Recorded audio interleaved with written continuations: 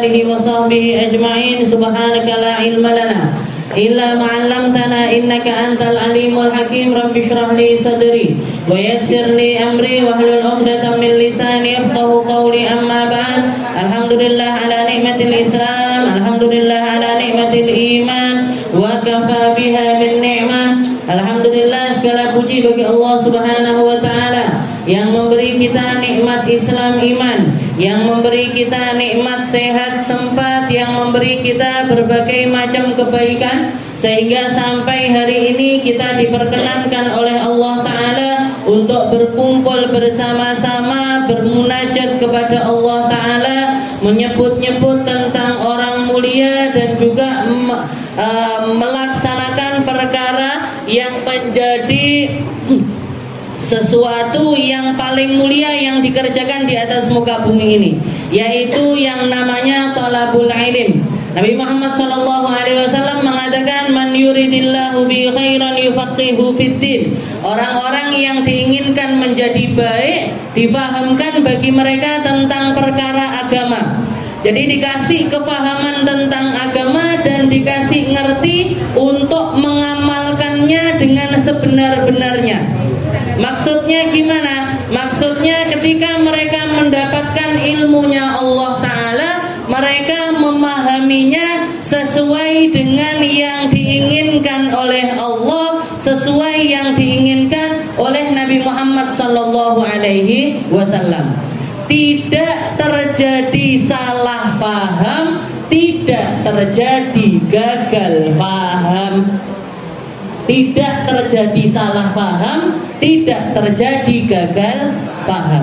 Karena banyak orang belajar tapi mindset atau pemahamannya ini enggak seperti yang diinginkan oleh Nabi Muhammad SAW.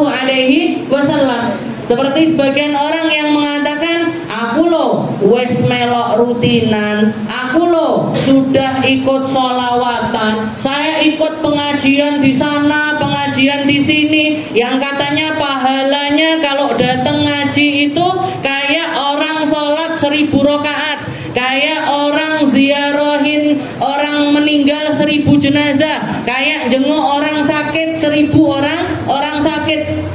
Berarti mulai hari ini setelah saya ngaji, prai saya sholat ndak apa-apa.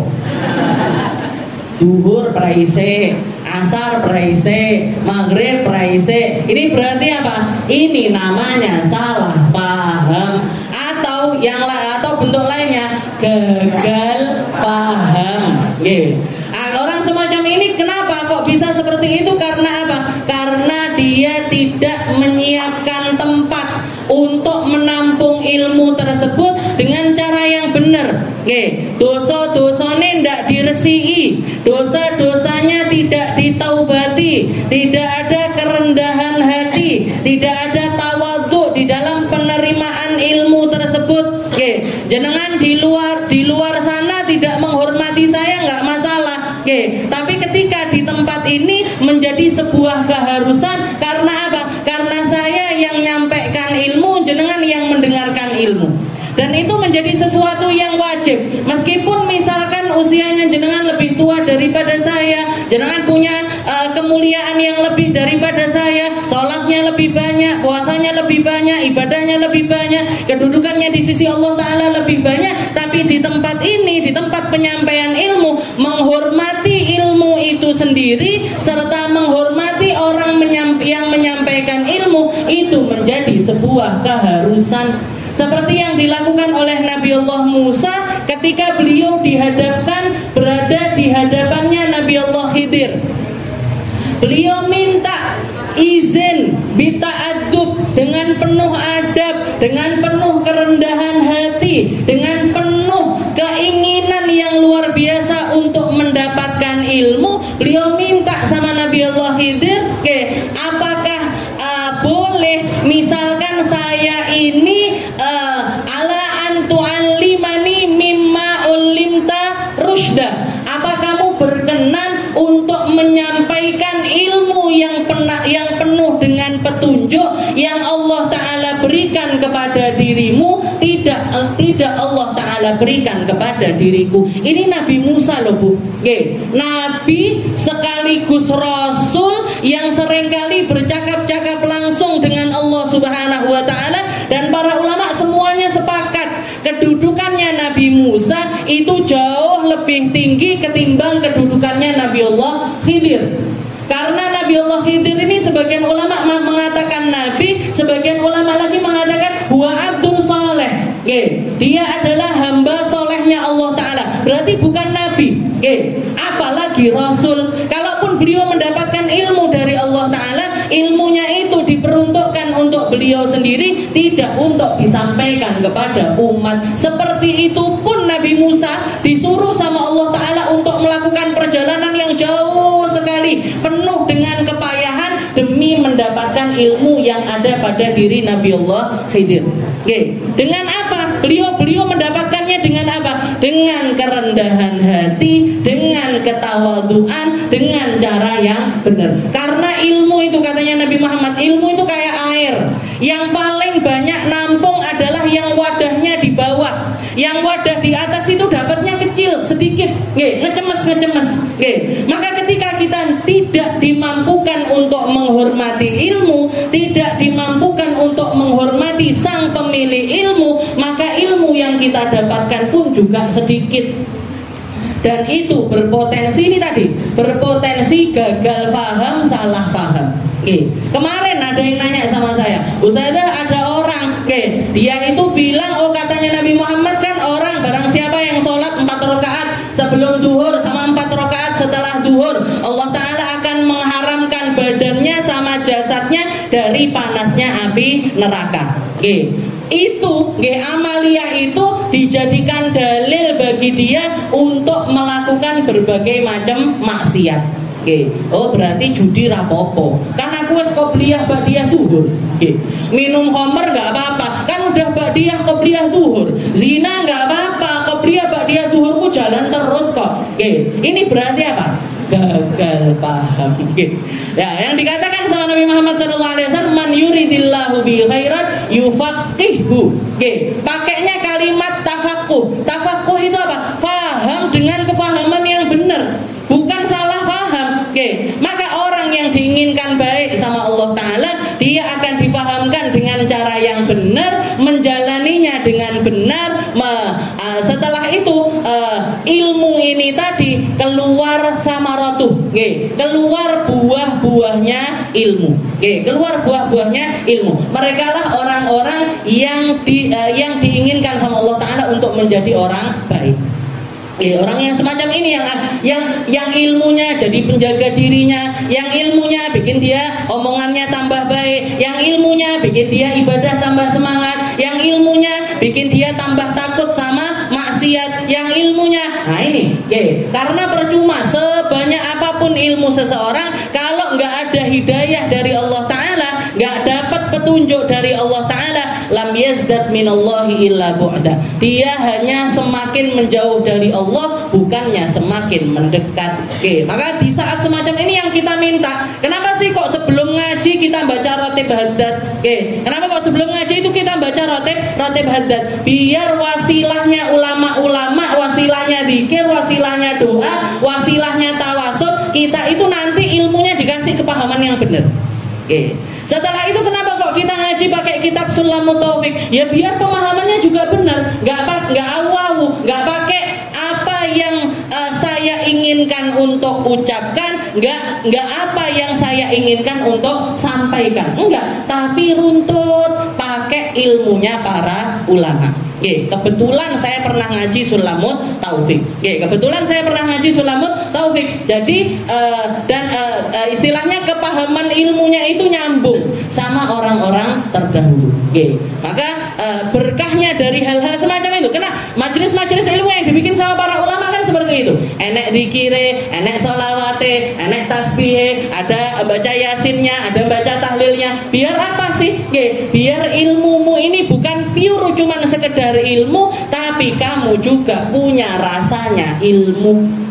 Ketika kamu berilmu itu zikirmu tambah banyak. Ketika kamu berilmu itu ngajimu tambah banyak. Ketika kamu berilmu itu khusyukmu tambah banyak. Ketika kamu berilmu itu rasa hati hatimu tambah padang, cara pikirmu tambah indah. Itu berkah dari ilmu yang keluar dari sumber yang benar, dari sumbernya Nabi Muhammad SAW. Jadi orang-orang yang tetap bermaksiat dengan dalih-dalih pahala kue sakeh dan lain sebagainya, nah ini gagal paham semua ini. Para sahabat-sahabatnya Nabi kok melok rutinan, Bu, melok perang Badar loh. Ikut perang Badar, ikut perang Uhud. Yang identik dari mereka ini apa? Yang identik dari mereka ini adalah ketakutan yang sangat kepada Allah Ta'ala, dan takutnya mereka untuk meninggalkan sesuatu yang sifatnya itu prinsip-prinsip agama. Sayyidina Umar bin Khattab ketika ketusuk perutnya pakai pisau yang sudah dilumuri dengan racun, waktu subuh beliau Allahu Akbar, datang Abu Lu'lu' al-Majusi nusuk beliau dari belakang, langsung jatuh beliau, langsung semaput jatuh. Digotong ke rumahnya, digantikan imam yang lainnya. Antara sadar pingsan, itu yang dieling nih sama anaknya. Abdullah bin Umar mengatakan, ya abati as-salah. Wahai ayahku, solatnya bah. Tadi solat subuhnya belum selesai, sekarang harus solat. Berdiri Sayyidina Umar, berdiri. Wadam yaqub, darah ini ngucur keluar. Beliau tetap melaksanakan solat sambil mengatakan, bala. Benar, tidak ada tempat bagi hamba beriman yang meninggalkan sholat. Sebanyak apapun pahalamu, sebanyak apapun pahala yang kamu kumpulkan, kalau kamu jadi tarikus sholat, jadi orang yang meninggalkan sholat, matinya su'ul khotimah. Na'udzubillah min dzalik. Jadi pemahaman yang benar yang semacam ini yang kita cari dari majelis-majelisnya Nabi, yang kita cari dari kumpulan-kumpulan yang semacam ini. Kita lanjutkan pembahasan kita di dalam kitab Sulamut Taufiq ila an qala al-muallif rahimahullahu taala wa nafa'na bi ulumi fid dharain amin.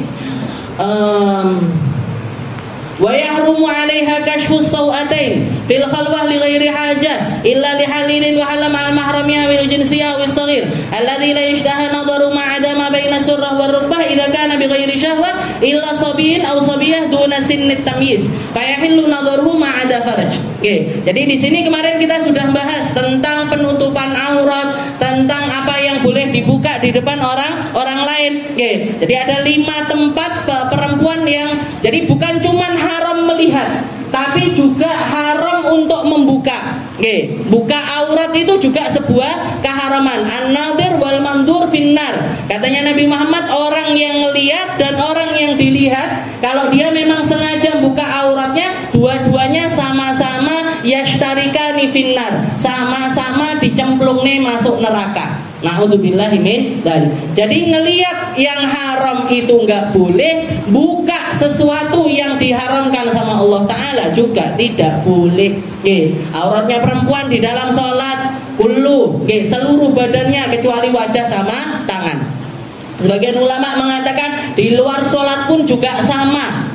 Auratnya perempuan di luar sholat seluruh badan kecuali wajah dan juga tangan, tapi ditambahi syarat. Syaratnya apa? Enggak dandan berlebihan, enggak pamer berlebihan. Jilbabnya rapi, enggak pakai make up, tapi gondele ditokne. Wing. Nah, sama aja Bu, nggak boleh. Ditutup semuanya. Tapi pakai gelang kaki yang kalau jalan kincring. Nah, gimana hukumnya? Sama, nggak boleh. Jadi kalau misalkan kita nggak bisa nutup aurat secara sempurna, bercadar, bernikop, yang nggak kelihatan semuanya, maka minimal nggak apa-apa jenengan seperti ini nggak apa-apa, buka wajah dan juga tangannya, tapi jangan dandan berlebihan. Yang sekiranya itu orang kalau ngelihat langsung noleh. Sopo kuwi? Idepe kok dawa men. Pipine kok abang men. Lipstiknya kok yang langsung bikin orang berpaling, itu yang nggak boleh. Yang langsung bikin orang berpaling itu yang nggak boleh. Jadi kalau di luar sholat, di luar sholat boleh. Sebagian ulama Imam Baijuri termasuk di antara yang membolehkan, yaitu auratnya perempuan di dalam sholat dan di luar sholat itu sama. Tapi itu tadi ditambahi syaratnya, jangan dandan berlebihan. Setelah itu di depan laki-laki yang mahram, di depan sesama perempuan, di depan anak kecil, termasuk juga anak kecil ini juga. Anak kecil itu nggak bisa nutup auratnya secara mandiri, gitu. Anak-anaknya jenengan di bawah usia 7 tahun, lek ndak jenengan kelambeni ya ndak kelamben. Kalau nggak ditutupi dengan auratnya, nggak bakalan dia bisa nutupi sendiri. Maka kewajiban bagi orang tua untuk nutupi aurat mereka. Anak yang di bawah usia tamyiz, anak usia 6 tahun ke bawah, mau laki mau perempuan, mau laki mau perempuan, mereka juga tetap harus dijaga auratnya. Seberapa auratnya? Baina surah war rukbah, antara pusar sampai ke lutut. Nah, itu aurat yang wajib untuk ditutupi. Dan dilarang memperlihatkan aurat intinya kepada sembarang orang, kecuali orang-orang yang menjadi walinya dia atau yang dipasrai oleh walinya. Jadi bab nyeboin anak-anak, nyeboin anak kecil itu yang boleh melakukan adalah para walinya anak tersebut, walinya anak tersebut serta orang-orang yang dipasrai sama walinya untuk melakukannya. Maka itu boleh. Selain itu tidak boleh. Tidak oleh jenengan misalkan bawa anak di sini, bawa anak kecil di sini, anak umur 6 tahun atau 5 tahun, tahu-tahu maaf BAB, terus jenengan saya lagi khusyuk dengerin, bu anakku cewek ono, tidak tahu siapa, nggak pernah ada hubungan, ujuk-ujuk cewek ono anakku, gimana? Nggak boleh. Atau misalkan nak kalau kebelet, minta sama ibu siapa aja buat nyeboin kamu, tidak boleh. Jadi walinya siapa yang nyeboin anak-anak kita, siapa yang nyingkap aurat besarnya mereka, itu cuman boleh walinya, cuman boleh walinya atau orang-orang yang memang dipasrai sama wali tersebut. Misalkan punya pembantu atau punya baby sister, punya yang memang nangani. Itu pun kalau anaknya laki yang nyeboin sebaiknya laki, kalau anak perempuan yang nyeboin perempuan. Angel Ustazah kalau anak laki nyari pembantu laki-laki bab nyebok ini kan sulit. Ya sudah, walinya sendiri aja. Jadi orang yang mahram sama anak tersebut, ataupun juga walinya mereka, orang tuanya sendiri yang bagian. Jadi jangan sampai anak-anak kita itu aurat besarnya mereka itu banyak orang yang misalkan cukupnya untuk megang ini 2 orang, ya sudah 2 orang itu aja, jangan lebih. Misalnya cukupnya 3 orang, ya sudah 3 orang itu aja, jangan lebih. Siapa yang buka auratnya mereka, jenengan semuanya punya tanggung jawab untuk mengetahui.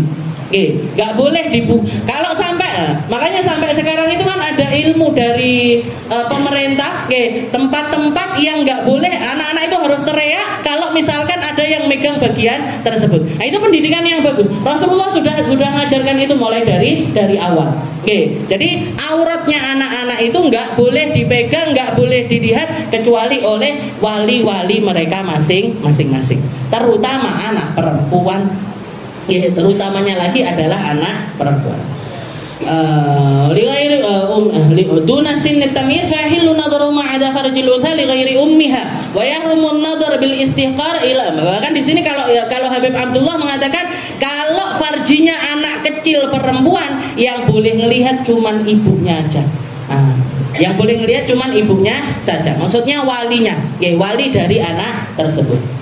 Wa yahrumun nadhar bil istihqar ilal muslim. Kemudian setelah bab tentang aurat-aurat dan lain sebagainya, sesuatu yang juga haram bagi kita melihat dengan cara tersebut adalah an-nadhar bil istihqar ila muslim.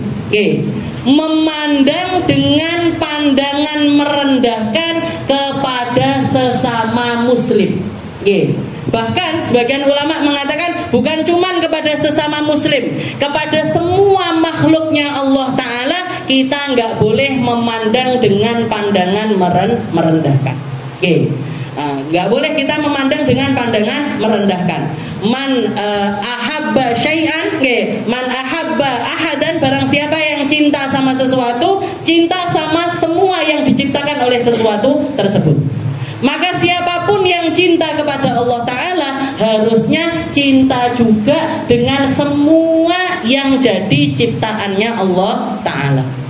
Mau itu manusia, mau itu hewan, mau itu tumbuhan, makhluknya Allah Ta'ala yang manapun, kita harusnya punya alasan untuk senang dengan sesuatu tersebut. Dan itu menjadi tanda kebesaran iman yang ada di dalam diri hamba tersebut. Ketika kita dimampukan untuk menghormati makhluk-makhluknya Allah Ta'ala, ketika kita dimampukan untuk mengagungkan hal-hal yang menjadi ciptaannya Allah Ta'ala, di situ menunjukkan kalau iman kita pun kualitasnya tinggi di sisi Allah Subhanahu wa Ta'ala. Nabi Allah Isa pernah ketika jalan sama murid-muridnya, di samping itu, di samping jalan itu ada seekor bangkainya kambing. Sudah bau, Bu, baunya kemana-mana, sudah keluar ulet-ulet, sudah keluar pokoknya sete, pokoknya orang lihatnya itu, begitu ngelihat itu mesti komentarnya itu nggak enak.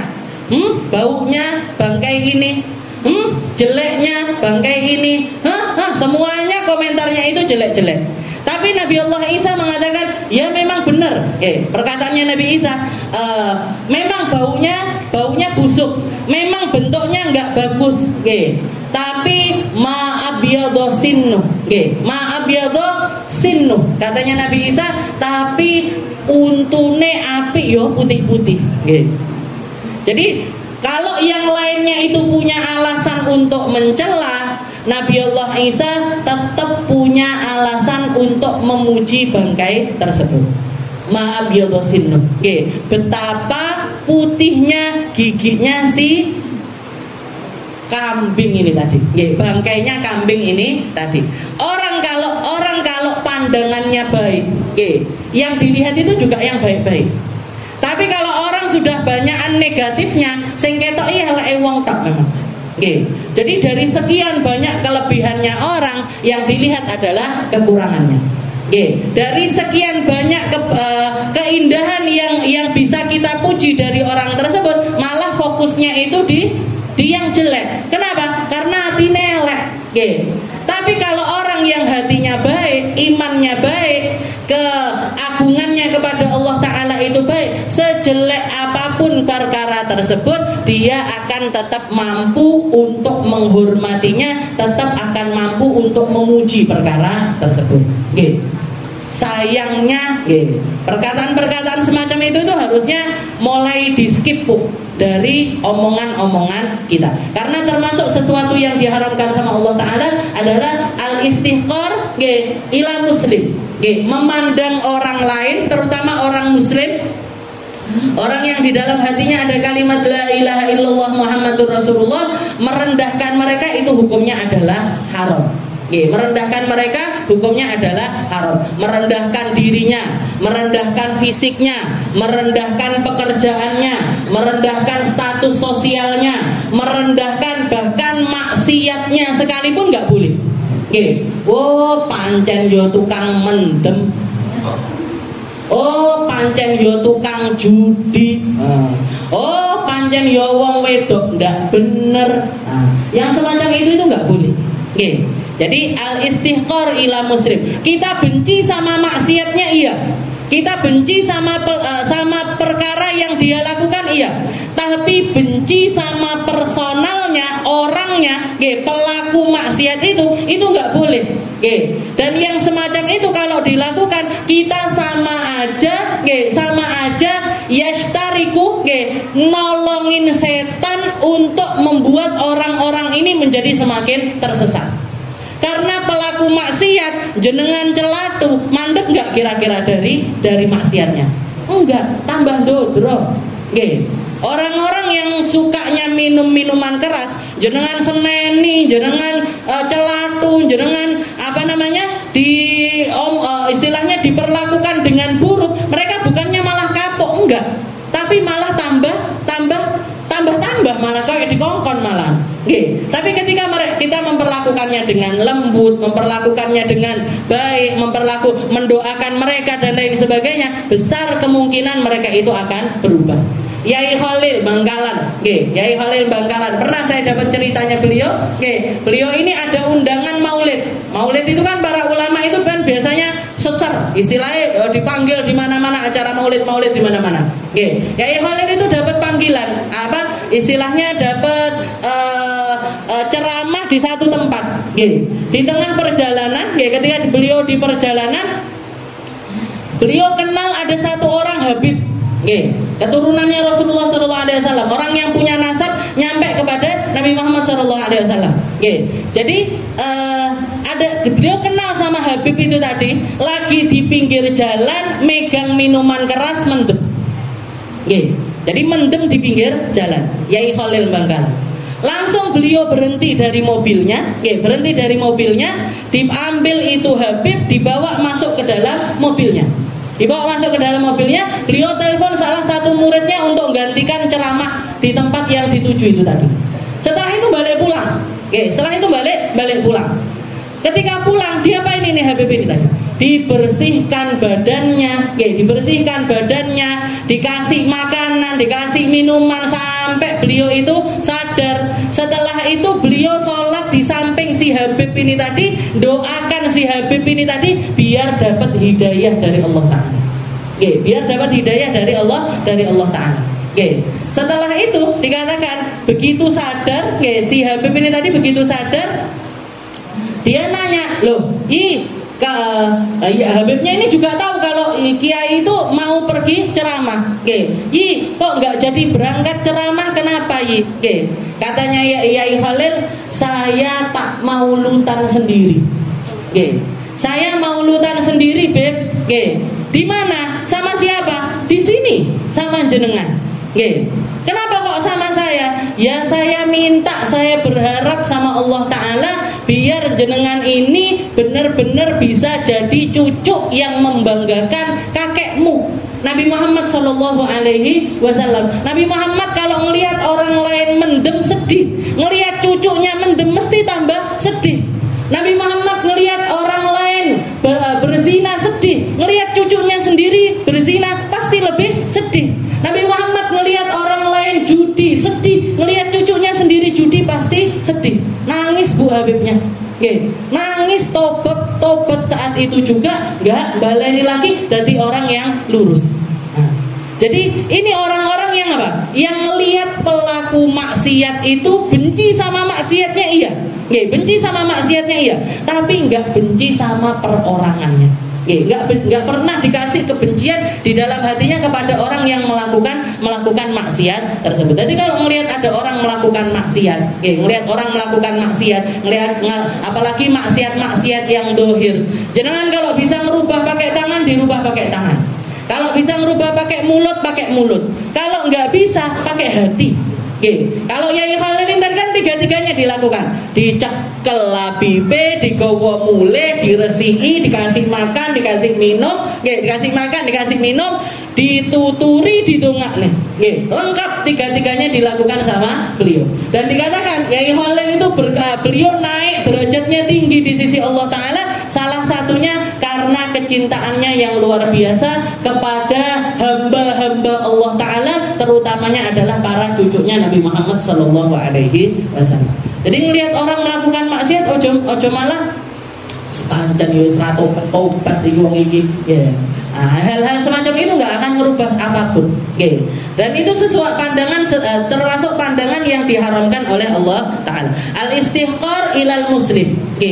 Wan nadhar fi baitil ghair bi ghairi idzni. Setelah itu yang selanjutnya an-nadhar ila baitil ghair bi ghairi idzni. Ngelihat dalam rumahnya orang lain tanpa izin dari orang yang punya rumah. Nah itu nggak boleh. Oke, aku milik roh omahmu. Oke, saya pengen tahu rumahmu. Gak pakai izin, gak pakai apa, nyelonong masuk ke rumah. Atau jenengan ketika masuk diizinkan untuk masuk ke rumahnya orang, langsung buka-buka kamar, buka-buka pawon, nggih kulkase dibukai, api kulkasku. Isinya akean kulkasku. Lemarine apian lemariku. Nah, itu enggak boleh, Bu. Nggih. Makanya aturannya Allah Taala di dalam adab bertamu ini luar biasa. Nggih. Jadi di dalam surat An-Nur itu jadi perempuan itu banyak nggih. Salah satu surat yang saya anjurkan jenengan untuk belajar itu surat An-Nur. Oke, surat An-Nur isinya semuanya hukum-hukum yang berkaitan dengan sosial masyarakat, terutama berkaitan sama perempuan, tentang perzinahan, tentang penutupan aurat, ayat hijab, termasuk adabnya bertamu itu dijelaskan secara detail oleh Allah Subhanahu wa taala. Allah Taala mengatakan di dalam Al-Qur'an, ya ayyuhalladzina amanu la tadkhulu buyutan ghaira buyutikum hatta tasta'nisu wa tusallimu ala ahliha. Katanya Allah Ta'ala, wahai orang-orang yang beriman, jangan kamu masuk rumah yang tidak kamu tinggali. Oke. Jangan kamu masuk rumah yang tidak kamu tinggali. Oke. Sampai kapan? Hatta tasta'nisu wa tusallimu. Sampai orang yang tinggal di rumah itu nyaman untuk kamu masuk ke rumahnya mereka. Oke. Jadi patokannya itu bukan cuma izin, tapi patokannya itu sampai yang punya rumah ini nyaman ketika kita masuk. Nah, jadi ketika kita mau masuk rumahnya orang lain, meskipun itu bahkan rumahnya anak kita sendiri, rumahnya paman kita sendiri, rumahnya bibinya kita sendiri, atau misalkan jenengan ibu-ibu kos punya rumah-rumah yang disewa-sewakan, masuk ke rumahnya rumah sewa-sewa itu tadi, itu nggak boleh sembarangan nyelonong, itu nggak boleh. Syaratnya apa? Yang pertama, hatta tasta'nisu, sampai yang tinggal di situ itu merasa nyaman. Kayak misalkan kita lagi di rumah, tahu-tahu ada orang assalamualaikum, lagi pakai daster kelekan, wetenge jebol bisa,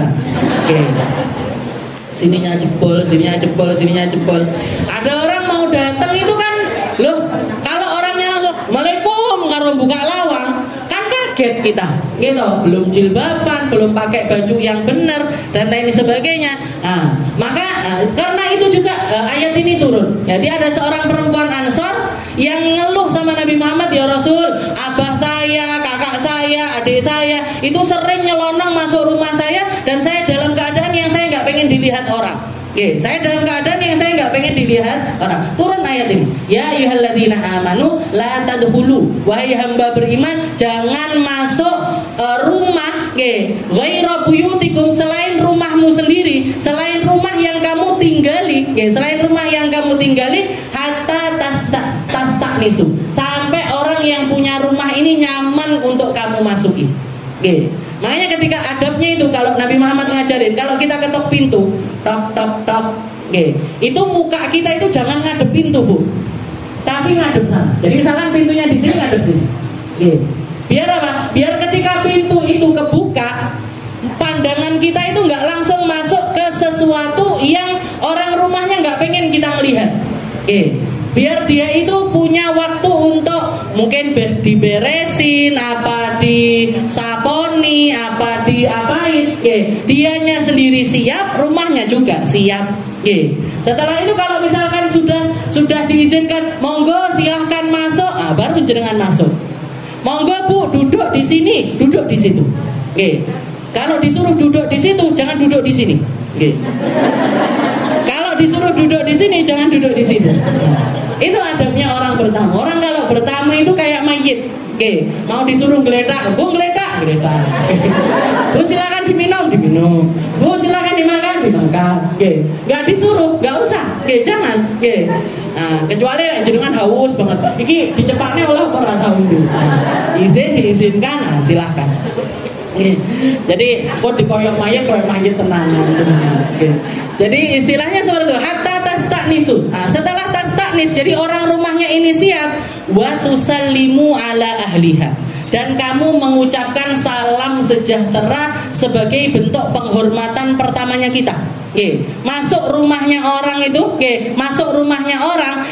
kita pertama kali yang kita bawa adalah doa. Assalamualaikum warahmatullahi wabarakatuh. Ya Allah, moga-moga orang yang ada di rumah ini selamat kabeh, dapat kedamaian dari Allah Ta'ala, dapat rahmatnya Allah, dapat berkah dari Allah. Nah, itu adabnya. Hatta tusallimu ala hatta tastaqdisu wa tusallimu ala ahliha. Jadi nggak boleh sembarangan ini ayat ini dikatakan namanya ayat al-iffah, ayat penjagaan privasi bagi orang yang punya rumah. Karena sebagaimana kita senang privasi kita dijaga, kita harusnya juga bisa jaga privasinya orang lain. Jangan sembarangan masuk rumah orang. Makanya di sini dikatakan wa nadhar fi baitil ghair bi ghairi idzni. Ngelihat ke dalam rumah orang lain tanpa izin dari pemilik rumahnya, itu hukumnya juga haram. Hukumnya juga haram. Kalau yang memang pamer gimana Ustazah? Ya kalau memang pamer, ya memang berarti itu jadi konsumsi publik. Kayak artis-artis sekarang room tour. Tahu jenengan room tour? Ngevlog neng jeding, ngevlog. Iki jedingku, iki kamarku, iki lemariku, iki koleksi sendalku. Nah, berarti mereka memang mau jadi konsumsi publik. Maka yang seperti itu hukumnya tidak haram. Tapi buang-buang waktu. Jangan ngelihat hal-hal yang semacam itu buang-buang waktu. Mendingan delok cicak-cicak di dinding. Daripada ngelihat kayak gitu, jangan mendingan ngelihat cicak-cicak di dinding sambil bertafakur, ya Allah, iki cecak dan duwe sayap, padahal rezekinya terbang semua. Rezekinya yang punya sayap semua, dia nggak punya sayap. Gitu. Cicak itu kan jalan tok. Rezekinya dia apa? Nyamuk punya bisa terbang, dia nggak bisa terbang. Tapi yo entuk air rezeki. Jangan lihat itu cecak-cecak itu. Ada yang kurus apa enggak? Gendut kabeh. Berani apa kan? Berarti makan aja. Nah, jadi tafakur malah dapat pahala ketimbang delok sandali artis-artis, tase artis-artis. Habis ngelihat langsung cemberut ning gone sebelah bojone. Aku yo milih tas koyo kuwi, aku yo milih sandal koyo kuwi. Ngeluh. Jenengan ngeluh nih bojone. Jadi mengeluh bersama. Ku bikin pusing bersama. Nah kita tadi mendingan delok cicak-cicak di dinding. Bibaitil ghair bi ghairi idzni. Au syai'in akhfahu, atau sesuatu yang memang sengaja disembunyikan sama pemilik rumah, maka nggak boleh. Nggak boleh kita fudul di dalam melihat perkara-perkara yang menjadi privasinya mereka, itu nggak boleh. Jajal delok lemari berangkasmu. Jajal delok saldo rekeningmu. Nah, enggak boleh ini. Maaf Pak, sesuatu yang disembunyikan enggak boleh dilihat. Wa musyahadatul munkar idza lam yunkir aw ya'dzir wa yufarid. Nah, setelah itu yang terakhir juga yang haram untuk dilihat adalah haram kita untuk menyaksikan sebuah kemungkaran, dan tidak melakukan apa-apa. Tidak ingkar pakai tangan, gak ingkar pakai lisan, gak ingkar pakai hati. Makanya Nabi Muhammad, man ra'a minkum mungkaran falyughayyirhu. Barang siapa yang melihat sebuah kemungkaran terjadi, maka hendaknya dirubah. Dengan apa? Kalau memang kita punya kuasa merubah pakai tangan, dirubah pakai tangan. Jangan RT misalkan, atau RW, atau lurah, orang yang punya kekuasaan di daerah tersebut. Ngelihat ada sekelompok orang melakukan kemaksiatan. Ada satu rumah misalkan kasak kusuk sukanya jual beli narkoba. Nah, mereka ini orang-orang yang punya kuasa berhak untuk istilahnya gerebek mereka atau melaporkan mereka dan lain sebagainya. Kalau rakyat biasa gimana Ustaz? Kalau rakyat biasa jangan bikin laporan.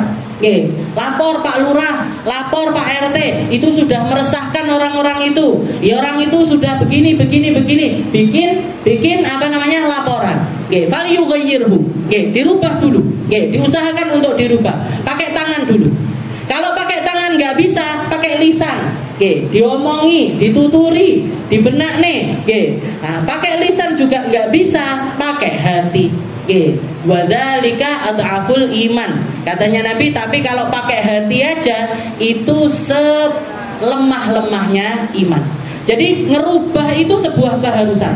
Orang-orang terdahulu, zaman-zamannya orang-orang Bani Israel dan lain sebagainya, salah satu sebab mereka dapat laknatnya Allah Ta'ala, dapat murka dari Allah Ta'ala, ya karena mereka mendiamkan kemungkaran. Jadi orang-orang Bani Israel itu dilaknat sama Allah Ta'ala, padahal sudah diingatkan sama Nabi Allah Dawud, sudah diingatkan sama Nabi Allah Isa, tapi mereka nggak berubah. Maka kalau kita ngelihat, istilah gini, kalau kita memilih untuk diam, menjadi orang-orang yang pasif, nggak ngajak orang berbuat baik, juga tidak melarang orang untuk melakukan kemungkaran, maka siap-siap saja umat tersebut akan mendapatkan bala yang bala yang merata di mana-mana. Kayak zaman sekarang ini, kalau kita lihat bukannya sedikit orang baik itu bukan. Wong saya mau bikin acaranya Ustazah Halimah ini yang daftar 10.000 orang. 10.000 itu banyak apa dikit? Wakeh banget tuh. 10.000 orang mau ikut pengajian. Berarti apa? Orang-orang baik insya Allah semuanya. Semuanya adalah orang-orang baik yang ngaji, yang dengarkan, yang datang ke majelis ilmu, yang sholatnya terjaga, yang puasanya terjaga dan lain sebagainya. Tapi di satu sisi kita melihat maksiat itu juga merajalela di mana-mana. Perzinahan di mana-mana, minum khamr di mana-mana dan lain sebagainya. Kenapa? Apa sebabnya? Kenapa kok bisa seperti itu? Besar kemungkinan karena kelompok orang baik ini tadi memilih menjadi orang yang diam. Memilih menjadi orang yang diam.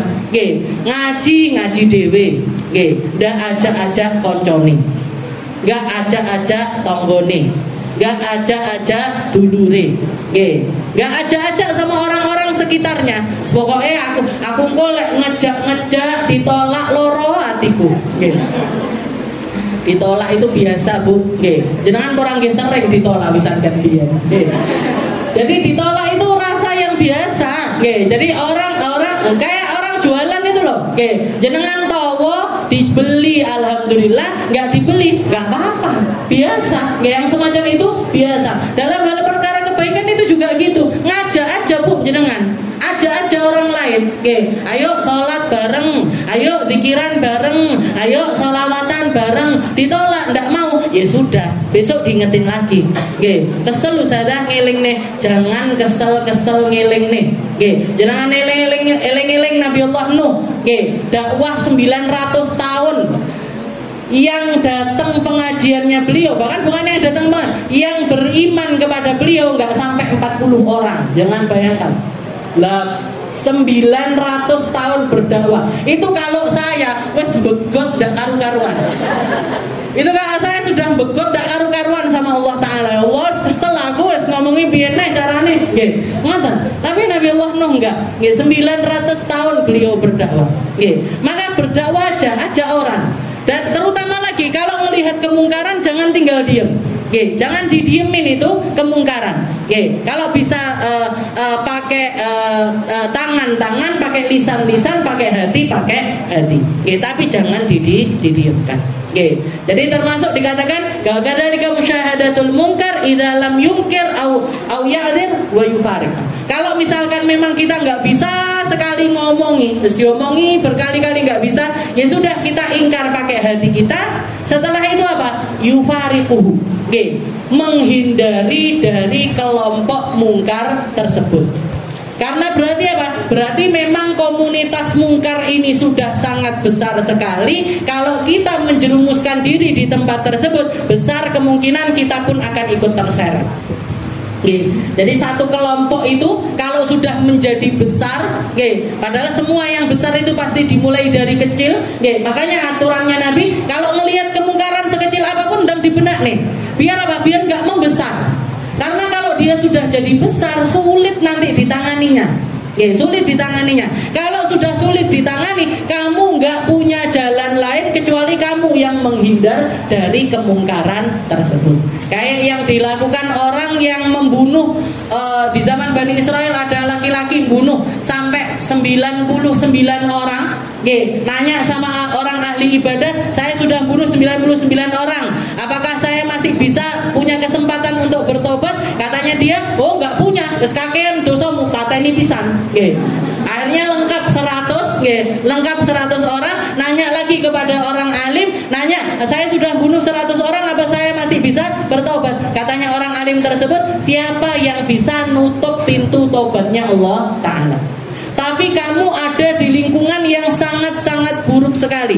Maka sebagai salah satu bentuk hijrahmu, sebagai salah satu bentuk taubatmu adalah kamu harus keluar dari negeri buruk tersebut, pindah ke negeri sing apik. Makanya aljar qabladar. Kalau nyari rumah itu jangan cuman bagusnya aja, jangan cuman di lingkungan elit aja, tapi kita lihat siapa yang jadi tetangga kita.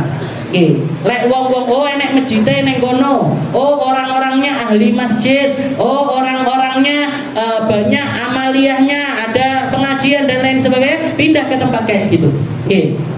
Jadi jangan cuma nyari bagusnya rumah aja, karena lingkungan itu sangat-sangat mempengaruhi keadaan kita, ibadahnya kita, iman kita. Nah itu sangat terpengaruhi dengan keadaan lingkungan.